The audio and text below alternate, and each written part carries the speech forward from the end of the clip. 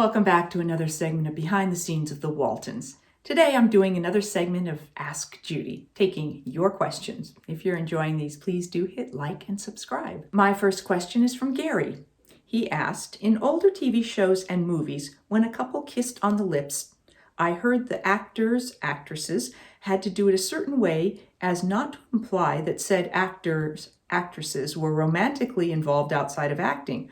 Are there any set of rules concerning this in current TV and movies, i.e. are the actors really told to kiss romantically or fake it?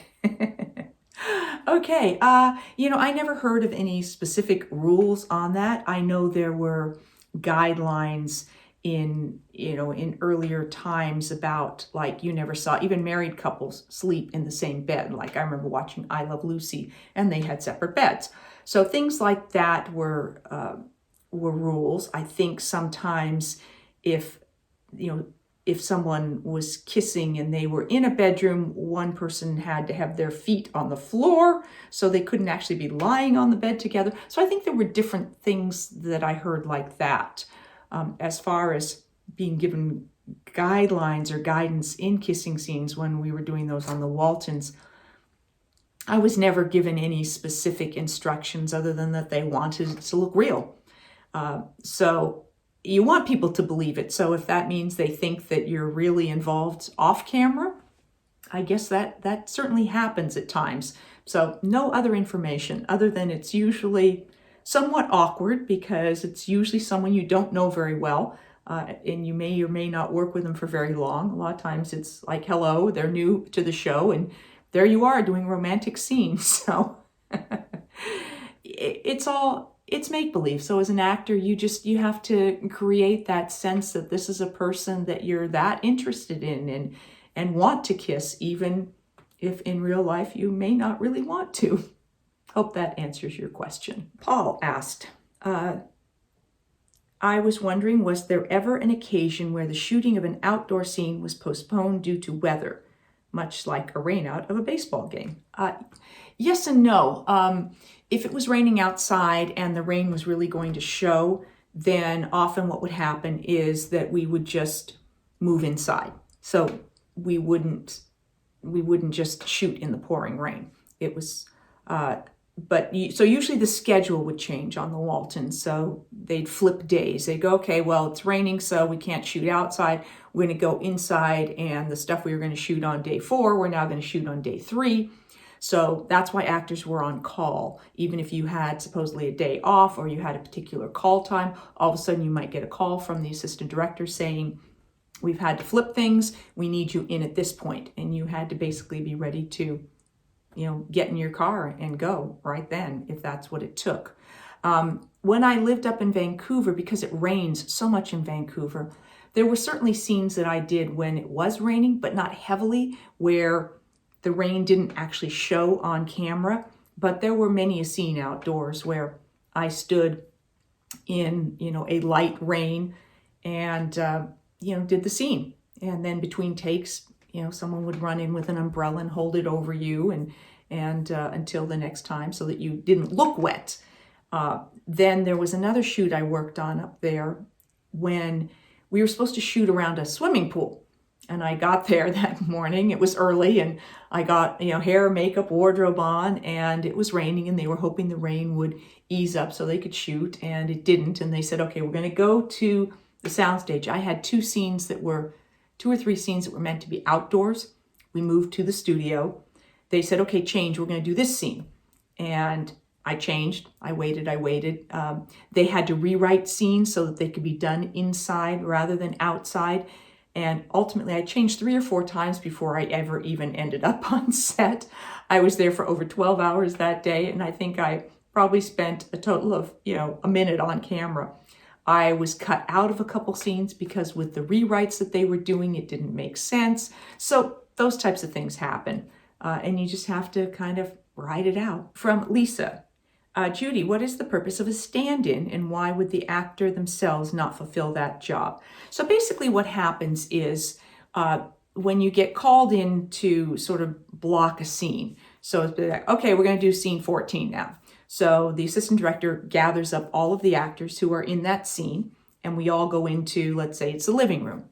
and the director places all the actors where he wants them, and we walk through the scene, any movement, anything, so that the camera can see what that motion is and all of the crew can see what's going to happen. And you just lightly rehearse it and make sure there aren't going to be any changes in what's planned there. Then they will send the actors away to get hair, makeup, wardrobe changes, all of that. At that point, it's turned over to the crew to do the lighting. So camera gets placed and the lighting gets set. So at that point, that's when the stand-ins come into play. The stand-ins have watched the rehearsal, and then they step into the positions that the actors were in. So it's to give the actors time to get dressed and ready for it, and also to give them a bit of a break, because if you were there all the time, you kind of, it's a bit, it's not necessary for an actor to stand there while lights are being moved around. Sometimes you end up doing it because you need to, and certainly an actor will do that if they need to. But otherwise, you can take a break.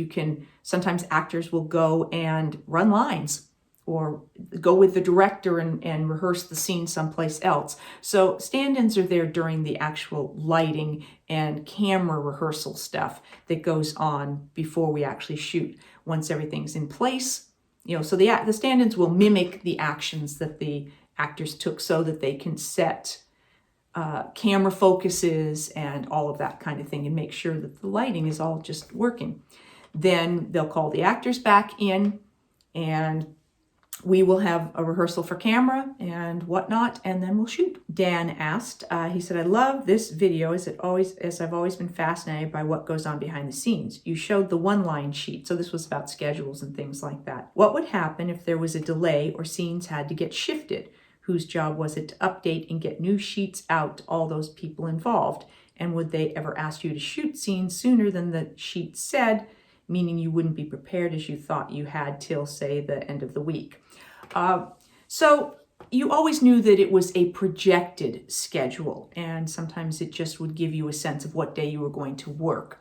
At any given time, you kind of needed to be ready for things to move around. Usually you had a little bit of notice if things were going to change, but as I talked about earlier, if it's raining and all of a sudden it's like, oh, we're going to go to tomorrow's work instead, and we need you right now. So actors had to be pretty adept at learning lines fast, and you kind of had to do your homework for the whole show, the whole episode. So I would prepare basically for the story arc of the character. If I knew, okay, Mary Ellen, for instance, in The Obsession, when she gets hooked on pills.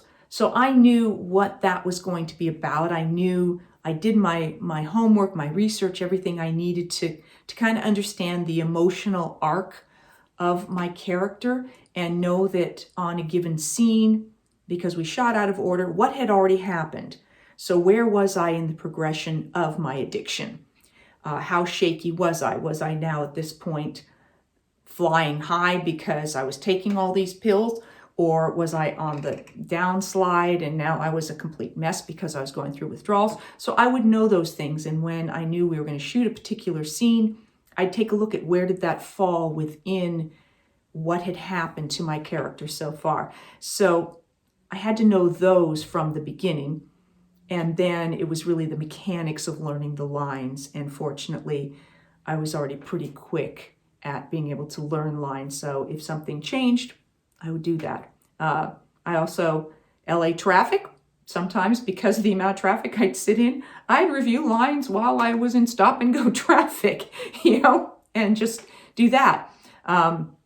Throughout my career, then there were times where I got to a point where I would use a tape recorder to learn lines sometimes. This wasn't what I did during the Waltons, but it became a good tool for me where I would record the other people's lines, and then I would say my line silently so there was sufficient blank space in the recording, and then say the next line. So I would have that audio cue, and as I was driving around, I would just run those and review those and listen to what was being said to me so that I knew what I was responding to. So those were sort of tricks that I would use in terms of learning lines. Everybody has their own way of doing that.